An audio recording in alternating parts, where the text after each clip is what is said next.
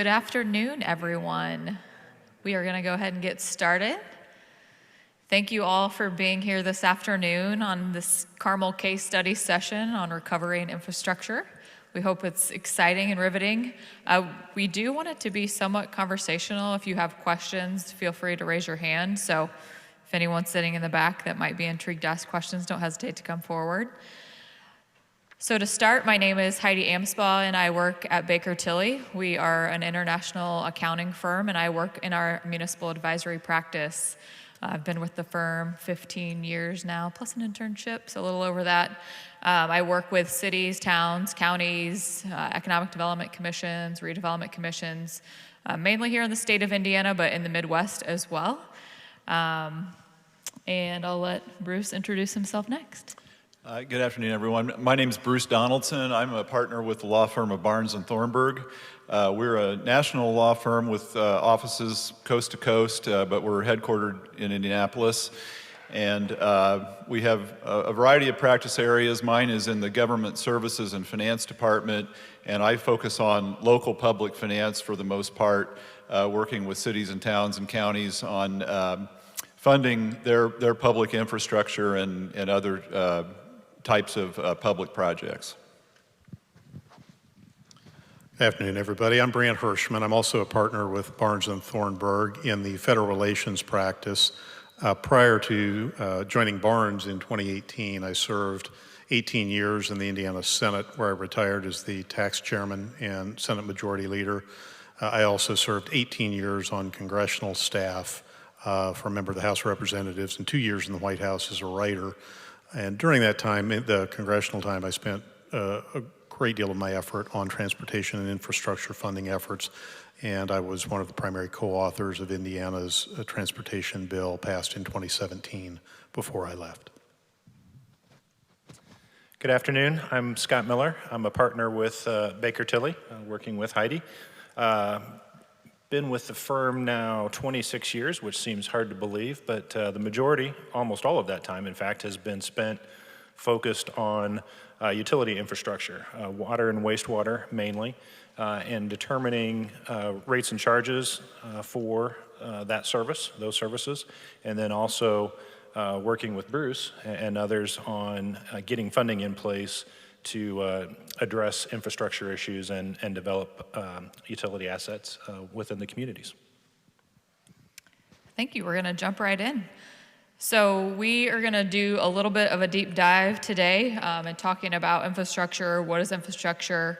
Recovery, talking about the proposed infrastructure plan that's in discussion, has been in discussion here for a little bit of time.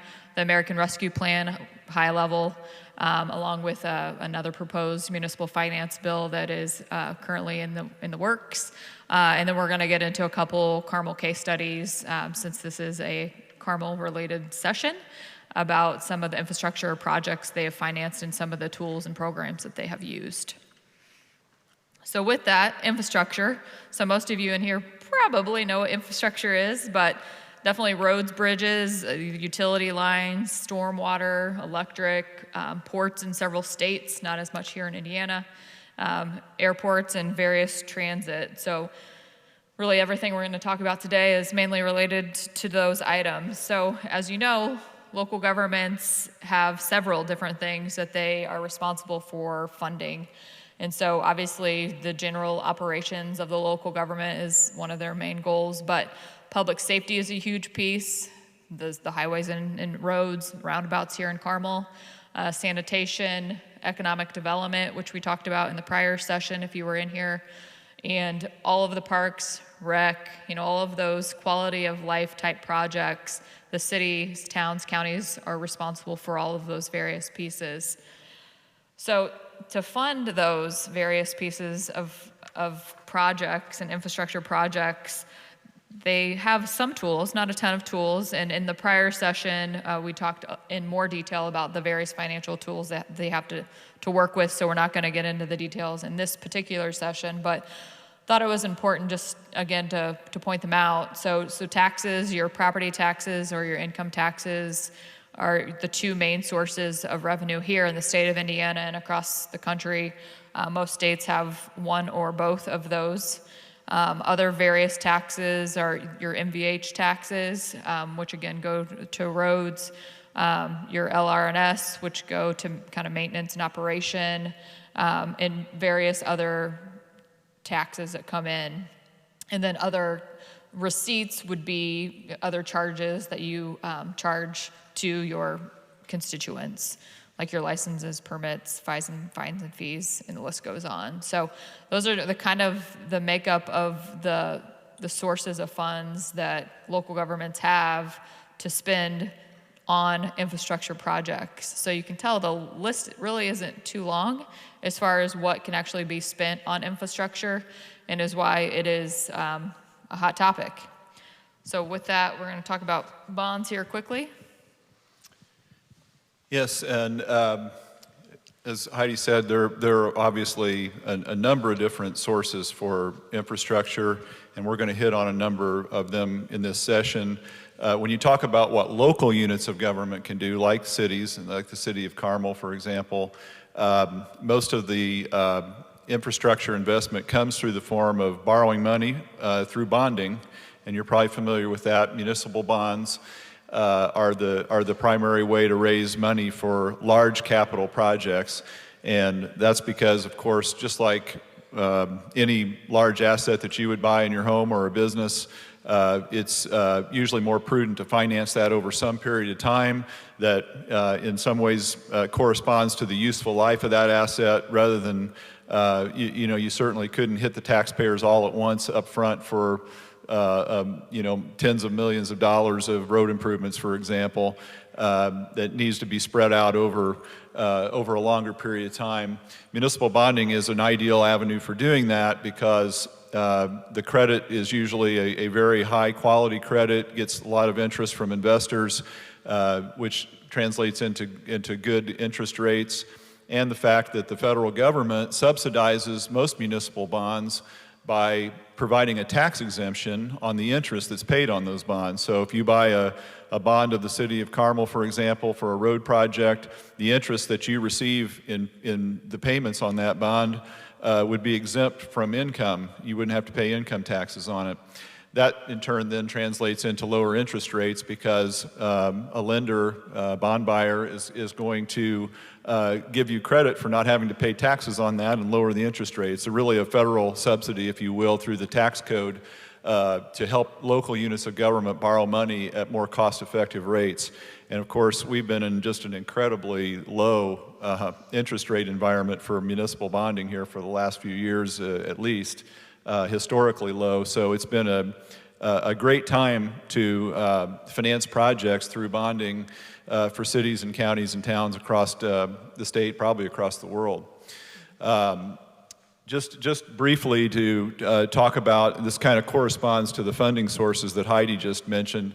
The general obligation bond is a property tax-backed bond that's payable from an assessment of property taxes on the entire tax base of the governmental body. So it's the most secure bond that you can issue. It'll get the highest credit rating, get you the lowest interest rate, and has been used frequently for primarily road and bridge projects for communities. So that's kind of the all-star bond, I guess, if you want to call it that. Revenue bonds, income tax is a popular source of bonding as well. Local income taxes, that's been used frequently also for road and bridge projects. And it's not quite as secure as a property tax because an income tax can go up and down, as you know, with the economy, what you receive in income taxes, but it's still a fairly stable source of revenue over time, and you build in nice coverage of your income tax revenues over your debt service, and you can still get very good bond ratings and finance projects that way. Revenue bonds for sewer and water projects, that's kind of in Scott's wheelhouse. For our sewer and water utilities, for probably most utilities across the country, they're user fee based, so the users of the system pay monthly payments. You probably get a utility bill wherever you live for your sewer and your water and maybe electric and other things. And so cities and counties and towns use the revenues from those user fees to leverage borrowing as well. They issue bonds, and the bonds are repayable from those revenue sources. Again, not quite as secure as a property tax bond, but still a good credit, because there's usually a covenant to maintain sufficient rates and charges to pay those. Scott can get into that a little bit more here in a bit. And then there are some other types of bonding. Special taxing districts are usually put in place because we have these arcane constitutional debt limits in most states. There are debt limits that were put into place long time ago. In Indiana, it was in the 1800s, where the Constitution limits the amount of borrowing that you can have to usually a percentage of your assessed value. Those are usually artificially low for the cost of projects in the modern era. And so you have to find other ways to finance projects through bonding. Special taxing districts are a creature of state statute that allow you to do that through creating really a duplicate tax base, if you will. For example, for a park district or a redevelopment district that has the same boundaries as the city, but you can levy taxes on that tax base as a separate political subdivision, essentially, from the city. So that's a popular tool. And lease bonds are really just the same type of the same types of credit can be used for lease bonds, but they're used also to get around debt limit problems. So they can be property tax backed or income tax based backed, et cetera. And we get into redevelopment, economic development bonds. We talked about that a lot at the last session. There's a tool called tax increment finance where you can capture new property taxes from new development and leverage those taxes against bonding to help pay for projects. And sometimes those are used for public infrastructure as well. So all of these can be local tools to finance public infrastructure at the local level. In a little bit, we'll get into a case study of Keystone Parkway here in Carmel, where there were a number of different tools, both really federal, state, and local, that were used to accomplish that project. But this gives you just a little bit of an overview of local bonding capacities. We're going to spend just a minute or two talking about utility funding in just a little bit more detail. Certainly, utilities have the ability just to go to the public market and issue bonds like a city or a county, but there are also some federal and state programs that they have access to as well. And as most of you probably know, utilities are a very capital-intensive industry, a very expensive industry to operate and maintain. And so there have been developed a variety of tools to allow utilities to try to build the infrastructure that's necessary, maintain the infrastructure that they need to, and do that in as cost-effective a manner as possible. And the first one on the list here is a federal program run through the Department of Agriculture. Rural Development it's actually changed names a number of times over the years, and really had a heyday back in the 80s with a construction grants program where a lot of the infrastructure that we're still using today was likely built during that time frame, and it involved large amounts of federal grants and low-cost extended term financing. That program still exists, although the grants are significantly less than they were 40 years ago. But it is still a program that provides for an extended 40-year term on that financing to really try to match the life of the asset over the life of the financing, as Bruce mentioned earlier. And then also that financing is usually done at a subsidized interest rate. A newer program at the federal level is WIFIA, and this is run through US EPA. WIFIA, the actual legislation was approved back in 2014. I think the first requests for interest in financing were in 2017, and I think they closed their first WIFIA loan in 2018 and have been going strong ever since. But this is a program that is really geared towards regional or national type of projects, things that are going to have a major impact on the local economy, and because of that have some minimum thresholds that have to be met. So the minimum project for a large community is $20 million. For a smaller community, that number drops down to $5 million. But most of the projects that have worked their way through the system so far are 40, 50 million and into hundreds of millions of dollars. And so we're talking major desalination plants, for example, in California and other places, and just really super large projects that we certainly haven't seen as much of in Indiana, other than perhaps some of the work that Citizens has had to do in Indianapolis. But there again, it's an extended term over 35 years. The interest rate is reduced because of the ability for the borrower to take advantage of the federal government's AAA credit rating, so that interest rate that you're going to pay is based on the U.S. Treasury rate on the day of closing. So again, advantaged financing terms to try to address those major regional projects that need to get done. Kind of the workhorse, especially in Indiana and other states, as well as the State Revolving Fund. And this is a program, both the clean water and the drinking water state revolving funds. These are programs, again, that are run through US EPA and have, for a number of years now, enjoyed extremely bipartisan support in Congress, which is not as common as it used to be, but that is still, these programs are still programs that usually get approved without hardly any dissenting votes as they work their way through the funding cycles every few years.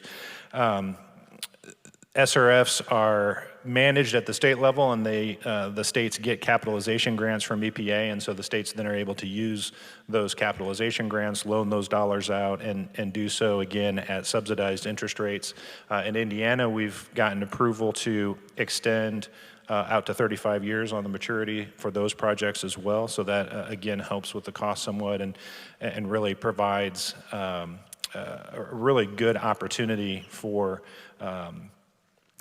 communities to fund their utility projects. And I remember 20, 25 years ago when I first started there, we were doing SRF projects, but it just, I think, Bruce, you can probably attest to this too, the amount of projects that run through that program now have just exploded, and it's just, I think they're actually over billions of dollars of projects financed over the last number of years. So really good program. So those are a few of the infrastructure projects on the utility side, and we'll come back and talk about towards the end how Carmel applied some of those on some of their projects.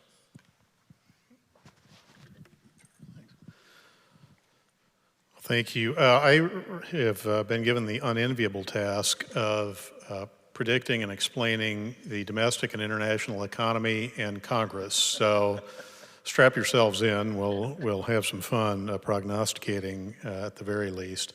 Economic overview. Obviously, everything that's been discussed here so far is predicated on the ability to raise public funds in some fashion, some level or another, to pay for those projects, and it also speaks to demand for those particular projects. What kind of economic development projects are your communities going to be faced with, and then how are you going to pay for them? That all depends on economic activity. It's been a fascinating time, and I guess that's the most positive word I can use for it, as we've been through COVID, looking at the economic impact. I thought at the time when I was working in the legislature in the 2008 recession, greatest recession since the Great Depression came around, that was an event of a lifetime, kind of historic event. Who would have anticipated a few short years later a biologic impact on not only our way of life, but certainly our economy as well?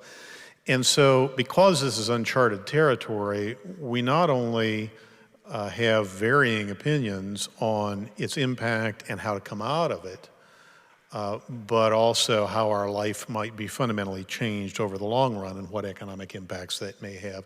And so where you look at the slide and talk about global economic shrinkage in 2020, that's turned into what appears to be a very strong economy, at least for the time being. The question is, how much of that is being driven by stimulus spending in the U.S., which is trillions of dollars of deficit financing? What impact will that deficit financing have over time, and what impact will debt service on those funds have on the ability to invest in things like infrastructure? And the short answer is we don't know. I picked up the Wall Street Journal this morning. Maybe some of you saw it. Deutsche Bank came out and released a dire warning about inflationary pressures. I am old enough to remember stagflation in the mid-1970s and the economic gyrations of doing so.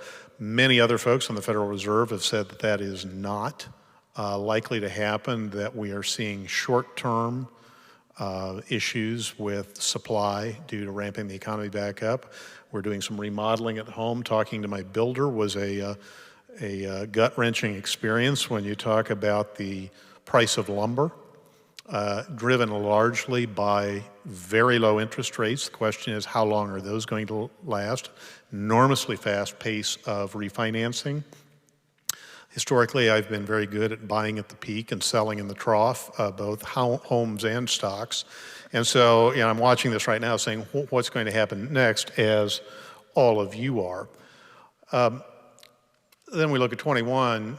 It has been, we say, an uneven economic recovery. There's even arguments about that. Mike Hicks, who's a well-regarded economist at Ball State here in Indiana, just said recently there is no labor shortage because wages haven't shown that. About the day after I read his column on it, I saw that in New York they are offering free iPhones to people who will work at McDonald's. That suggests to me that there is a labor shortage, at least in certain markets. And so you throw all those things together and ask the question about where we're headed, and why does that matter for this discussion? As I said, it boils down to how does government react and what funds are available to them over the long term. Obviously, higher wage rates are good for tax receipts so long as inflationary pressure does not cause interest rates to go up. And once those interest rates start going up, it has an impact on the bond market and on businesses being able to make the decision to invest in your community. We are all unbelievably interlinked at this point, and even for reasons that historically we wouldn't have considered. So I move on to the proposed infrastructure plan. I spent a great deal of time on this slide. Actually, I'm kidding. Heidi spent a great deal of time on this slide. What she has put together here is a comprehensive document that shows everything that Congress has agreed on with respect to infrastructure, and here it is. Nothing. Yeah, that's it, folks. And I can't, in all seriousness, and I will weave into this my own experience as the tax chairman. To be asked to be the tax chairman, I said to the president of the Senate at the time, why me? I felt like I'd done something wrong. And he said, because you have no hesitation in saying no. And that was the primary initial threshold that I had to meet. I would suggest that when it comes to infrastructure, Indiana did it right insofar as we sat down in a bipartisan fashion and put together a group of industry experts, local elected officials, and state elected officials, Republican and Democrat, in roughly equal numbers, and spent 2 years defining the scope of the problem. And that's important because if you can't agree on the fundamentals, and we often said this with the budget, if you can't agree on the definitions of where you're going to spend, deciding how much to spend is impossible. So you need to start from a unified understanding of the problem you're trying to solve. It took Indiana 2 years, and we are much smaller than the United States as a whole. So as you track this discussion in Congress, obviously, Politics can be heated, and probably more so right now than at any time in my life. But I also have told many audiences that politicians don't create the culture in most cases. They don't create a cultural divide, they reflect it.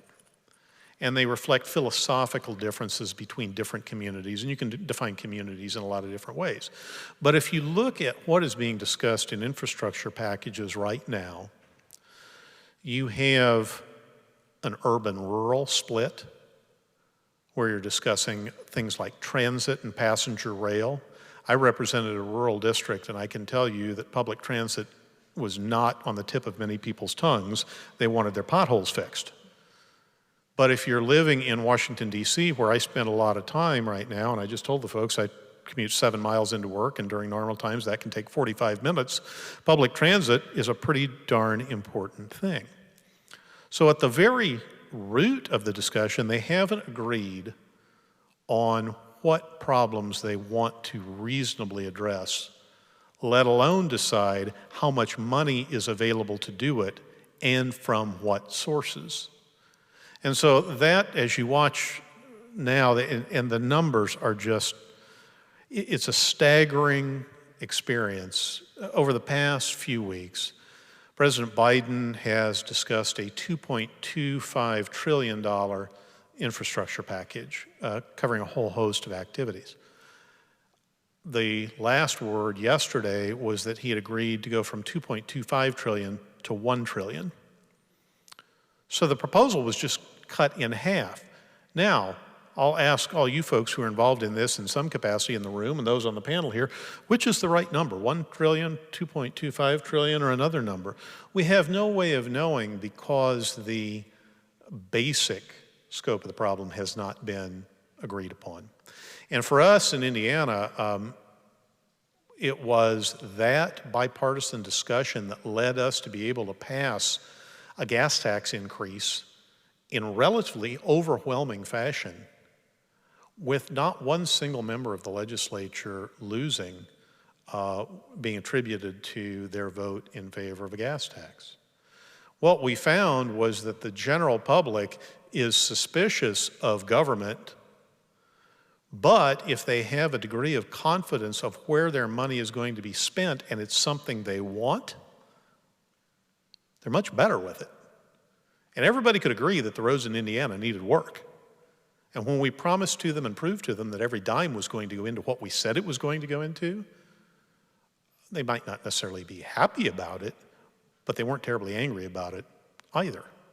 Congress hasn't figured that out yet. They have not had the wherewithal to pass a gas tax increase since 1993. And talking about inflation, even modest inflation erodes the buying power of those tax receipts over a period of time. So you're not even keeping pace with even.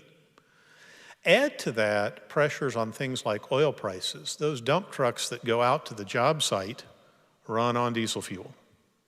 And the earth movers that pull the gravel out of the quarries run on diesel fuel, and the asphalt is made out of crude oil. So when you're seeing $4 a gallon gasoline, you're also having an impact on your purchasing power for those supplies. And so I don't think there's any question that having not had any adjustment to that gas tax since 1993 is a huge problem. But I'm going to make the problem worse. I know, I'm full of sunshine, right? What makes it worse is there's a very close partisan split, as you all know, between Republicans and Democrats in Congress. And Republicans, for the most part, are averse to the idea of a tax increase to pay for this. And the headline came out today that said the president has decided to go it alone. He's talked to Senator Schumer, Speaker Pelosi, about trying to pass a bill with Democrats alone. That means that you have to keep Joe Manchin from West Virginia, who is a very conservative Democrat, happy on one side in the Senate in order to get your 50 votes, and Kyrsten Sinema from Arizona, but you also have to keep the Progressive Caucus in the House happy. And the Progressive Caucus has to this point been saying you're not doing enough, fast enough about climate change. What's the biggest activity with respect to surface transportation that people generally believe has a positive impact on climate change? That's moving to electric vehicles. What good is increasing the gas tax going to do if in the same bill you're pushing people to electric vehicles? In Indiana, when we had this discussion in 2017, we put a registration fee on electric vehicles that raised almost no money. And there were those of my colleagues that said, why in the world are you putting a minimal fee on electric vehicles? It won't raise, enough change to jingle in your pocket. And I said, because of the future. Who knows when we'll have another bill like this, and we need to prepare for that transition. So far, I have heard no discussion of transition of funding sources that take into account the electric vehicle debate. And I'm not pushing one side or another. I'm just saying these are issues that are going to need to be addressed. So right now you've got the House GOP puts out a $400 billion bill over 5 years, pardon me, with no passenger rail. The House Democrats released their bill last Friday. They're marking it up today, which tells you how long people have had a chance to digest and discuss a bill that is to spend $547 billion, which is heavy on climate change, passenger rail, and transit, but doesn't pay for a single dime of the $547 billion. They punted that to the Ways and Means Committee, which has not discussed any of that yet. The president, as I said, is at $1 trillion. Romney, Shelley Moore Capito, and Pat Toomey in the Senate have discussed a Senate Republican bill in the neighborhood of $9 billion that they say has no tax increases to pay for it, but they haven't said how they're going to pay for it. I think it is going to be, I think it's very necessary to have an infrastructure bill, and I think it's going to be almost impossible to get one passed in this environment without doing some of the fundamental groundwork that I discussed at the beginning. For you, I would say that means looking at some of the other money that had been discussed here earlier from the earlier stimulus package. State and local governments do have an historic amount of one-time money, figuring out how that could be best used. It's no fun to cobble together various funding sources, but if you wait on the federal government to solve all your problems, you're going to be waiting a long time. Indiana has done very well. Our 10-year transportation plan is fully paid for without one additional dime from the federal government. It can be done. It's not necessarily fun. And so this talks about the American Rescue Plan is the president's infrastructure bill. I think we're going to see this evolve fairly dramatically over the next month. Now, remember, the current transportation funding bill runs out on September the 30th, and the folks go home for August recess and they stay out past Labor Day. So realistically speaking, if they don't get something done or at least look like they're close to getting something done in late July, you're talking probably October before you get anything done, and that means a temporary extender. So as I said at the beginning, strap yourself in. And now I'll turn this back to, I think this goes back to Heidi now. Yes, thank you. Thanks, everybody. Thank you. I just wanted to hit on the American Rescue Plan at a high level as we're talking about recovery. So that one-time federal government stimulus, well, this is technically the second one after the CARES Act monies that were received or requested. So this is $350 billion plan, and $130 billion of those funds are coming to local governments to use. Some states have started receiving those monies already, and some states, like Indiana, are waiting to receive our money still. So those are the fiscal recovery funds. So the funds on the left-hand side are related to that. There are various other federal government departments that are getting funds also from this ARP program, and some are listed here, various types of projects for recovery, small businesses, transportation infrastructure, restaurants and bars. There's a large chunk of money there, and obviously public health. So just wanted to hit on that. And then as far as the eligible uses, So the directions a draft of the final bill came out a couple of weeks ago, and it's still out for comment, and the final one should be out July 16th, I believe is the date. So there are eligible uses of these funds at the local government level that we are working on with our clients and advising them. Response to the public health emergency, workers performing the essential work, those folks who were at the office at the beginning of COVID, who in some cases were not even making any money at that point in time. Obviously, the recovery of revenue losses that happened from, maybe people not attending the parks that they had to pay a fee to get into, and just various departments of government that just lost revenues due to not being able to be open. The three main infrastructure pieces of that are sewer, water, and broadband. So it's very clear that these funds can be used on those type of projects. And then also the funds can be transferred to nonprofits or granted to nonprofits for those who were not able to be up and running during COVID either, those who were not able to have their annual fundraising events, to assist them, because some of the nonprofits and local governments do have line item budgets at the county level, for example, and they cannot be spent on pension funds. So the first tranche of funds should be received any time here. We are just kind of waiting for the federal government to release the state of Indiana's.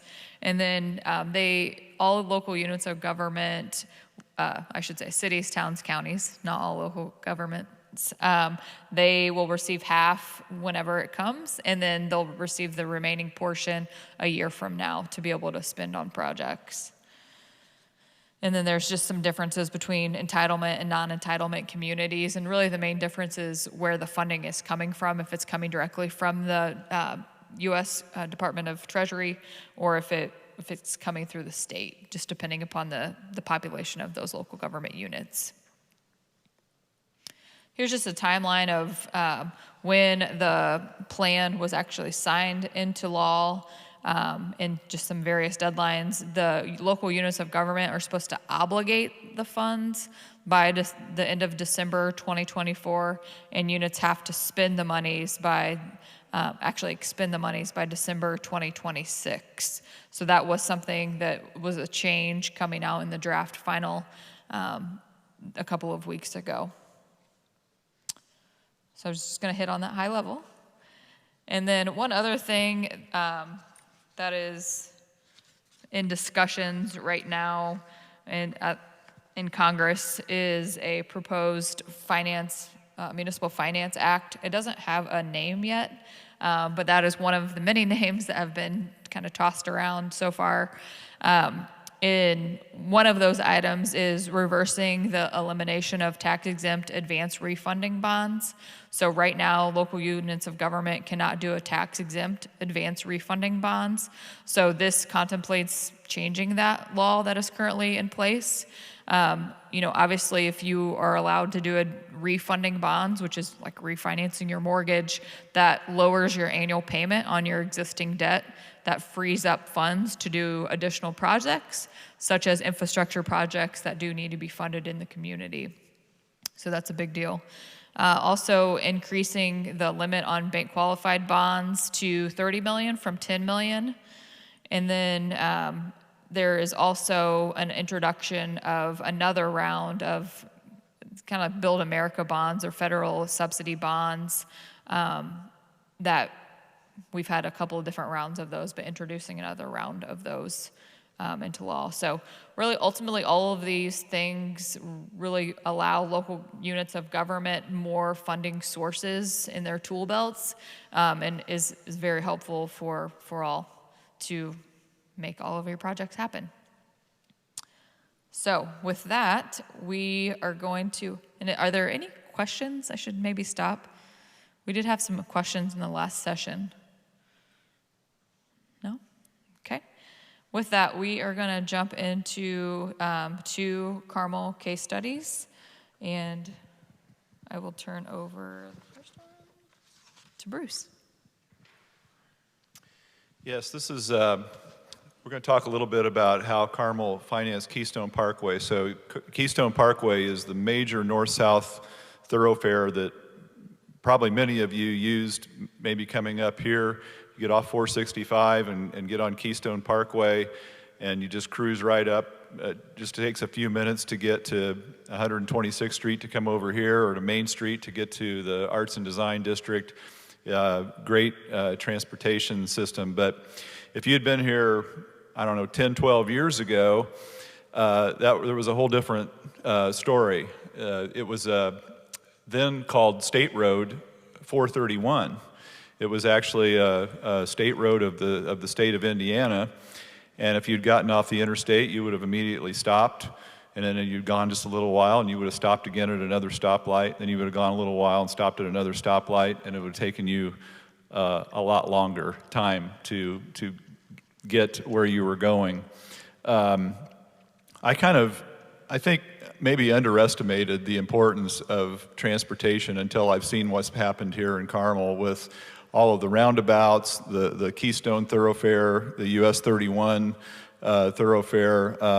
It just, because I live in this area, and it really does improve quality of life immensely to be able to get from A to B conveniently without stopping and starting. And I know you've probably heard a lot about the roundabouts, and there are many benefits to those as well in terms of safety and gas mileage and all of that. But Keystone Parkway was one of the first important infrastructure projects that the city did to start this process of really improving their local infrastructure and their transportation system.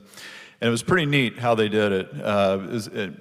Brandt mentioned a little bit ago that sometimes you have to cobble together a lot of different sources and be creative, and this is a pretty good example of that, which is why we wanted to just spend a minute talking about it.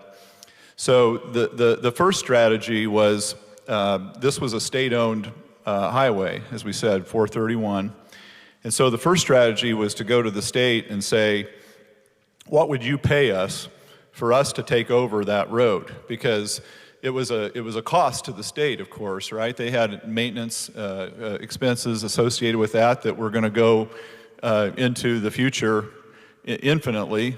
And so a lot of negotiation was done. The state did some calculations in terms of what would the present value be of all the savings if they didn't have to maintain that road anymore. And the city and the state entered into what they called a relinquishment agreement, which basically said, the state said, okay, we will relinquish this road over to you, City of Carmel, and we will pay you $90 million to do that, because that's going to be a savings to the state. So that immediately gave Carmel an injection of $90 million to start the process of what you see now, which is the overpasses, the roundabouts and the overpasses, and the direct transportation without stoplights and all that. The relinquishment agreement was entered into in October of 2007, and the state did it in installments. So there was a $50 million initial payment, and then $20 million were supposed to come in 2009 and 2010. Well, when you're trying to do a big project like that, sometimes it's not super efficient to have the money coming in over time like that. You want to bid out the project, you want to get it done. Obviously, there's a time value to money, there's a cost to construction if you delay. And so strategy number 2 was Carmel decided, hey, maybe we can find somebody to lend that last $20 million piece that was supposed to come in 2010. Maybe we can get somebody to lend us money against that payment that's going to be coming in for us. And so we did what we call an installment payment anticipation note. And we had a local investment banking firm, what was then City Securities, found a group of sophisticated investors to buy that $20 million note. It was a short-term note because we issued it in 2009. It was going to be repaid in 2010 when the money came in. So it was a low interest, low cost, tax exempt obligation that really didn't cost the city much, but it accelerated that $20 million to come in and help them keep that project going and do it sooner at a lower cost. So that was a pretty unusual and creative financing strategy to help get that done. And then the last piece of what I will call phase one, which is really everything except the stoplight at 96th Street, right when you get off the interstate. The whole parkway north of that was really phase one. There was a bond done. We talked about bonds earlier. There was a local income tax bond done back in 2010 that the city funded a bunch of infrastructure projects, but a component of it, about $11 million, was to finish off some of the improvements for that phase one, and that was that was a huge change, not only for north-south but for east-west transportation. All the crossroads made it so much more efficient to get around the city. And then phase two was really huge because that was the 96th Street interchange overpass. That's the first one that you hit right when you get off 465 and start traveling north. And that was really needed because before, when you had a stoplight there, traffic would be backed up way out onto the interstate, and you always had this big log jam before you could actually get into the good part where you could move. And so the city did another local income tax bond back in 2016 that was another larger bond issue that had a lot of different projects in it, but in that there was about $39 million that was earmarked for that particular interchange, which was a huge project. Land acquisition costs were high, et cetera. They were able to reduce the amount that came out of that bond because they applied for some federal money and were able to get a commitment for I think it was around 11.5 million or so of federal money, but that federal money was only going to come in 2021. So this is all the way back, 2016, 2017. So once again, you're faced with this problem. We've raised some money through our bonds to get this project going, but we want to finish it. We don't want to wait all that time. And another creative thing that the city did was they basically went to the state. The federal money was going to flow through the State Department of Transportation, NDOT. They went to NDOT and said, can we do a swap with you, basically, where we'll take 75 cents on the dollar today of that 11.4 or 5 million and in exchange for getting the money now, which the state agreed to. And that allowed the city to go ahead and complete that way ahead of the schedule that otherwise would have been. It was done by the end of 2019, whereas they wouldn't have even seen the money to complete it for a couple of years after that. Again, time value of money, cost of construction that, increases that would have happened over that period of time, and just the value and utility of the community of having that project done so much earlier. So those were the components that kind of put that whole project together and enabled us to enjoy Keystone Parkway the way we do today. We're going to talk about Home Place next, but before I get into that, I'll take a moment publicly to thank the senator, and the mayor's not here, but I see Councilor Worrell out there, to thank you. As part of the infrastructure work that the state did and what Carmel has done a number of years ago, and actually not that many years ago, there's a new lane on 465 between Keystone and Meridian, and you get on the highway and it kind of is just an extended exit lane almost. I like to think of it as my personal lanes, both to the office. Our office is over south of the Fashion Mall at 86th Street in Keystone. I like to think of it as my personal lanes because I can get from there to my house on the northwest side of Carmel about the same distance as what you have in Washington, D.C. It takes you 45 minutes. If I hit the traffic light on Keystone Avenue right outside our office, if I get that green, I can get home in 12 minutes with no stops. And it is an amazing, and you talk about quality of life, and that's a small thing, but rather than sitting in traffic, there's another 15 minutes or so that I have with my kids, or I can send another email at work when I get into the office. So it's just an amazing community, what's been done in terms of all of the planning and the forethought that's gone into all of the redevelopment that's happened. And that leads into Home Place. Home Place is about a little over 1,000 acre area just to the south of us here a little bit, and really started kind of as a village, if you will, years and years and years ago with a very strong self-identity. It has roughly 2,200 homes, about 5,000 citizens. Like I said, a very strong self-identity, and it has kind of existed both as has a strong residential component, but then also some commercial aspects to it as well. And Carmel has really grown up around it. And as Carmel has developed, that area became kind of somewhat isolated and shut off in its own little area. And it became more and more difficult to maintain and provide the services that we all take for granted on a daily basis in terms of living in an urban environment. And that part of the community wasn't on the city's tax base, and so there weren't dollars available to do some of the things that needed to be done to maintain quality of life in that area. And so beginning in, I believe 2018, the implementation of the annexation that was approved started. And since that time, we've done several different financings. The city has done several different financings to start to bring and upgrade the municipal services in that area. So roads, roundabouts, storm sewer. On the utility side, I said about 2,200 homes, over 400 or so still were on private wells here in the middle of Carmel. Private wells, some still have septics. Some of those wells were starting to develop issues from health concerns.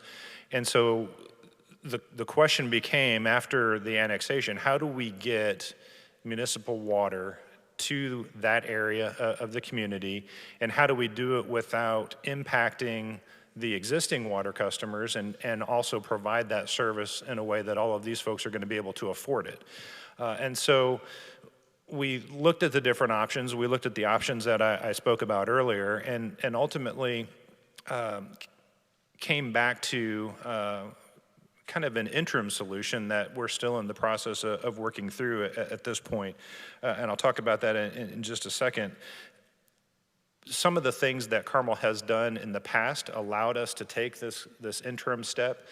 Carmel has, on an annual basis, a 3% increase in its utility rates and charges, and that's for the normal rates and charges that you pay on a monthly basis, as well as the fees associated with connecting and accessing the system. And so that annual increase has been in effect for some time, and so that generates additional dollars every year that the utility can count on.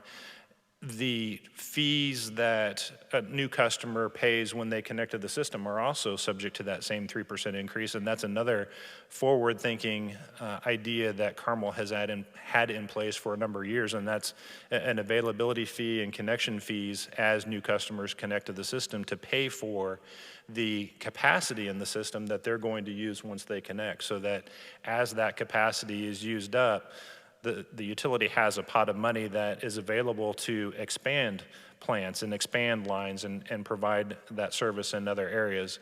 So with those tools in place, we went forward and did a short-term bond anticipation note at the end of 2019. Final maturity on that is in 2023. The project for Home Place was done in conjunction with some other work that needed to be done within the utilities service area. So we did about a $17 million bond anticipation note. Home Place was about $5 to $6 million of that, and it's allowing the utility to go in and put in about 44,000 feet of water line throughout that area, which is not only going to bring water to some of those areas that previously weren't served, but also helps tie in some dead ends and do some looping throughout the system in general that is going to improve the overall water quality and efficiency of the system. And so we're able to do that work. By doing it as a bond anticipation note, we didn't have any increase in rates and charges right now. As those customers, well, having those dollars in the bank, if you will, allows us to get started on the project. The work's going on, and a lot of the work has already been done, and customers have been connecting. So it allows us to get the project built, get customers connected. They've paid or are paying availability fees and connection fees, so we're building up those dollars. They're paying monthly bills, and so when we get to the point of needing to do something with that short-term note, we'll have some amount of money that we'll be able to use to reduce the size of the long-term borrowing that we need to do. We'll have 3 more years of rate increases and additional revenues from that perspective that will go into effect, and we'll have all those additional customers likely connected to the system as well, which will help us address some of the outstanding covenants that we have with the existing debt. And again, trying to fold all of this in and doing it in a way that minimizes the impact to all of the existing customers. So it's a process that allows us to get those projects going, get them started sooner rather than later, but doesn't lock us into high rate increases immediately, and allows us to really try to phase in and absorb that growth and minimize that ultimate impact to the customer. So far, progress has been going really great, and looking forward to seeing where just getting all those folks connected, getting them the service that the rest of the city enjoys, and being able to continue making those improvements to the utility in a way that tries to minimize that impact to the customer. And with that, I think we've reached the end of all of our prepared remarks. We're happy to take any questions that anybody has. And I was just going to add for Home Place, we're in the midst actually of issuing bonds here soon to do some roundabout projects and road infrastructure, trail projects, transit-oriented projects, transportation. So there's more going on besides just here in the city center area. So what? Yes, sir. I see one hand.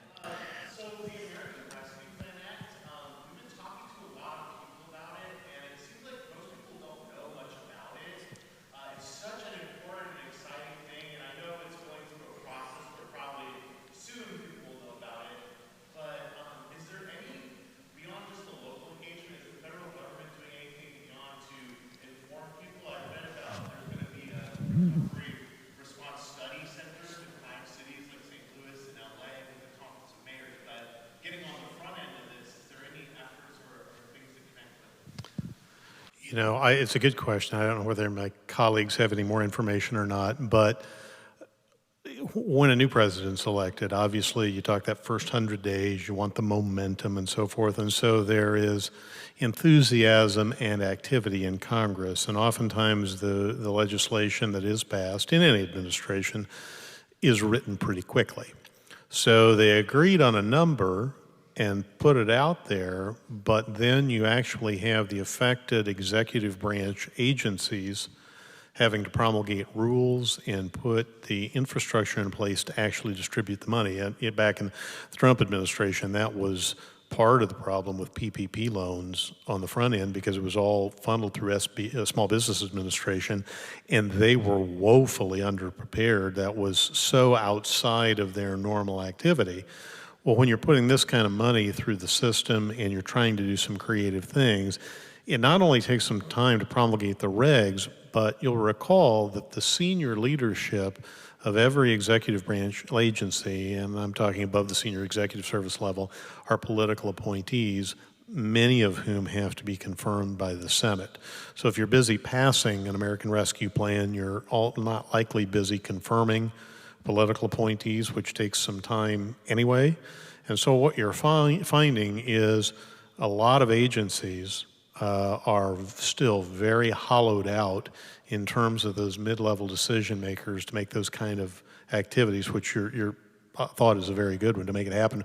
By way of example, for quite some time, the Department of Defense, which has several hundred political appointees in very key decision-making roles, there were 2 confirmed people in the Pentagon, the Secretary of Defense and the Deputy Secretary, and that was it.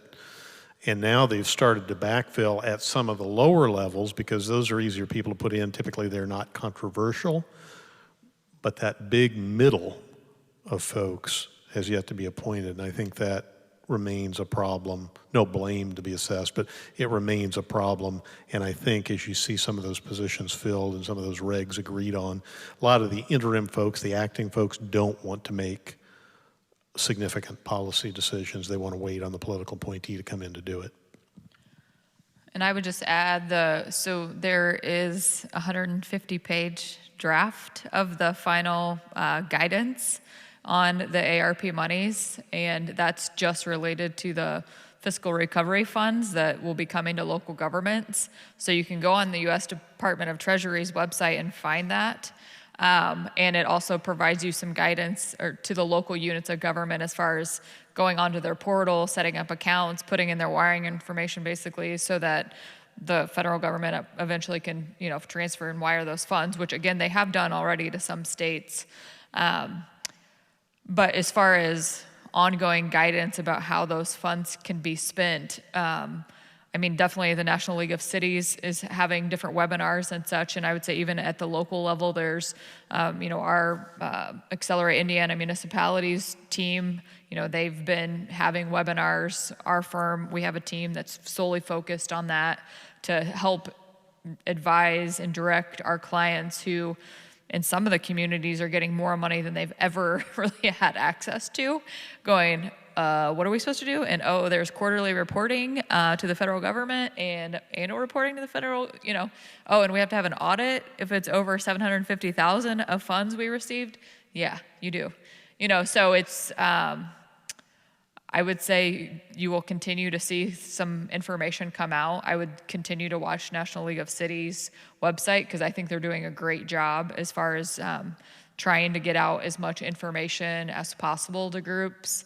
I'm actually the president of the National Association of Municipal Advisors, so I get to sit in on this Public Finance Network call weekly, and it's the head of the National League of Cities and the counties and all of the national groups, and everyone, is still trying to figure out how the funds can truly be spent and trying to decipher, as much as we can. So, and that's just one piece of the puzzle, And so the EDA with the Department of Commerce that I'm tracking as well, they're getting 10 times their budget as far as just the ARP monies alone for projects. And, we have anxious clients that have, industrial parks that are ready to go. They have site prep and have companies even knocking on their door that they want to, build there. And so, we're doing the best to prepare our clients to be kind of the first in the application pool. But until, the notice of, the NOFO is what it's called, the notice of rules and guidance comes out, then everybody's just kind of waiting in the wing. So that's the guidance I have for you. What other questions do we have? We have about 10 minutes until the session is officially over and drinks begin. See, you just ended it there. You said drinks, so everybody is now thinking, but maybe we're in their way. It perked everyone up. I think everyone's like, what? No, I'm just kidding. Any other thoughts? Any other challenges with infrastructure that you guys want to share with other folks in the room? I just make one comment. I want to give Congress credit as part of your presentation discussed the deadline to obligate funds going to 2024. When the 2008 recession stimulus was put into place, Tiger grants and so forth, Congress didn't consider, they wanted a stimulus immediately, and so they forced you to obligate the money by year end. Well, think about that on a transportation project. You have engineering and land acquisition and environmental review. There was no way that projects that were actually going to have a long-term impact, like some of what you've talked about here, were able to be done. And we put innumerable miles of cable barriers down the middle of the interstate because it was a safety project, but we didn't have to do any land acquisition. There wasn't any engineering. Just go out, pound it in, and hang the cable. And this, giving a little time for the regs to come out, the money to be distributed, and so forth, probably creates the opportunity for a little more thoughtful expenditure of the money by local units. The one other thing I didn't mention that I think, because I was all full of sunshine on infrastructure, I'll add one more ray, and that is the divergence of opinion on the resurgence of congressional earmarks. And people of good conscience can disagree on that. I felt, having worked for a lot of years on a big project here in Indiana, the Hoosier Heartland Corridor, really linking Fort to Port, Toledo to Fort Wayne, then down to I-69 in southern Indiana, that local and state level cooperation in conjunction with their member of Congress was a great way to determine priorities for funding rather than someone at Federal Highway. And yet there is a public perception that anything that Congress earmarks is bad, and therefore the executive branch should control all of those things, and it remains an active discussion. I always said that if I earmarked something to one community in my district, they'd be delighted, and the community next door would be furious, so it was probably a zero-sum game. So, it was not just a political handout. It was often done with a lot of consideration as to local needs. That being said, the Democrats have embraced the idea of earmarks, and most Republicans, including the entire Indiana delegation, have said they will not participate in them. So if this afternoon they reached an agreement on money and how to pay for it, what happens to earmarks? Does that mean that you're going to pass a massive transportation bill with earmarks only going into Democrat districts? And that's going to be something that the two sides are going to have to reach some sort of common understanding on, and I think they're quite a ways apart on that. So it'll be interesting to see how that all works out. Just a quick question. Yes, please. So you talked a little bit about, we know the rule reads water, sewer, and broadband, right? The 150-page document we talk about feels like an open set of things up for other infrastructure, potentially even transportation. Is there an interpretation that can be used for other things besides water, sewer, and broadband?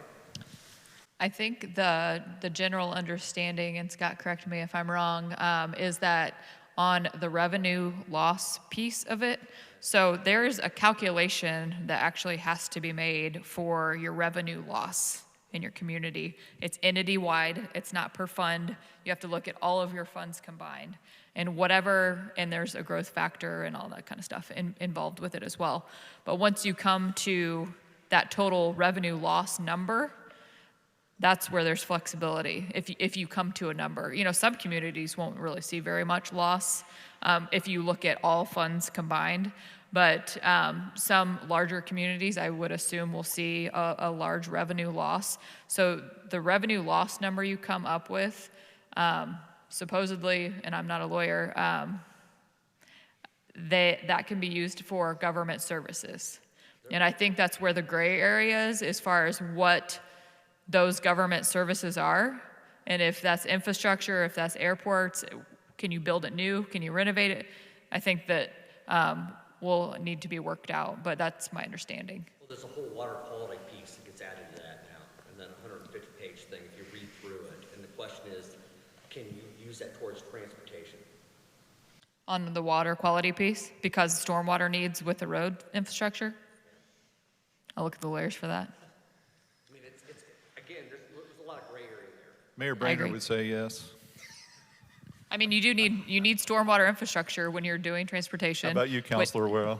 Which deals with clean water, so. If you wonder what lobbyists do, that would be the answer to your question right there. Yes, sir. Speaking of lobbyists, so our city received $200 million and they're not really investing in the core. How would you argue to them that is a great investment?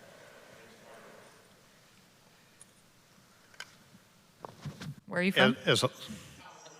As a lobbyist, how would I argue to federal officials? To city officials, to local officials that of the $200 million local package they got, investing in the downtown, like we're in Carmel, they built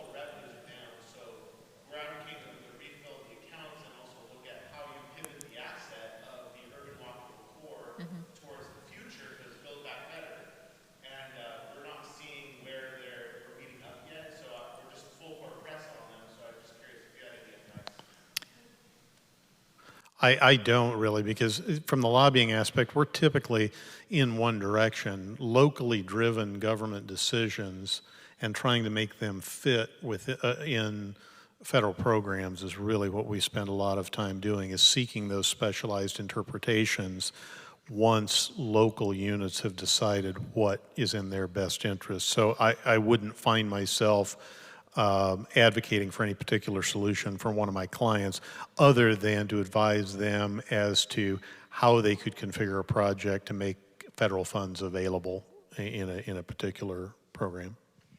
And my advice to you, I mean, with these monies and the amount of monies that all of local governments are getting, I mean, it is an amazing opportunity to get all of your community stakeholders to form a committee to talk through, especially at that level of funding, what do you plan to do with it? I mean, your ultimate goal should be to build something that's going to generate more revenues for the community to bring in, if I were to give you guidance.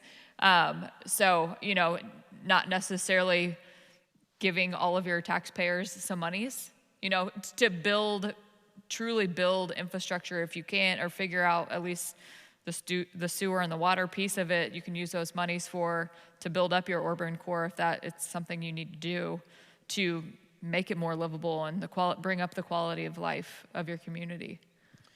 It goes a little bit back to what, Brandt, you were saying earlier about infrastructure at the congressional level and defining what the problem is. I mean, we see that in the work that we do across the state, especially in faster growing areas. We see that a lot, that you have to have a definition of the problem and you have to have a vision. And that's something that Carmel has had. They've had the same mayor in place for a number of years now, and say what you will, he's had a vision and he has been laser focused on that vision, and we're seeing the fruits of that vision. And those communities that don't have that really kind of struggle and bounce from thing to thing to thing, and you know, you have to get everybody on the same page and pulling in the same direction, and that's really the first step.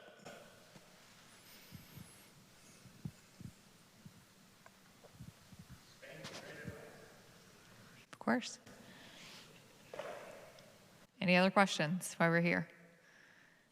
Great. Well, thank you all so much for sitting in on the session. I hope you learned a little something that you can pass along to others.